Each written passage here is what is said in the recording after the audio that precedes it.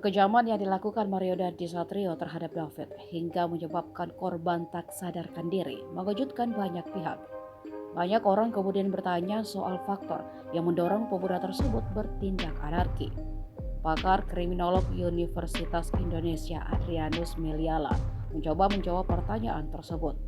Menurut Adrianus, ada sejumlah faktor yang bisa menyebabkan Mario nekat menganiaya David hingga korban mengalami cedera otak dan koma.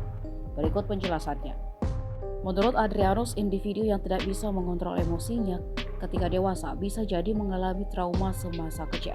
Seharusnya anak yang dibesarkan secara baik akan tumbuh menjadi pribadi yang baik pula.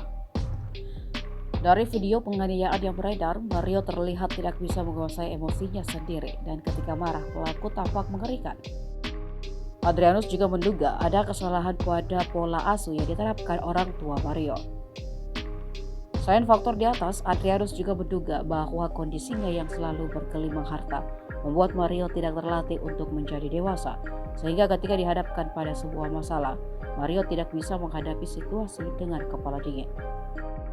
Diberitakan sebelumnya Mario merupakan anak ex-pejabat Direktorat Jenderal Pajak Jakarta Selatan, Rafael Alun Trisambodo.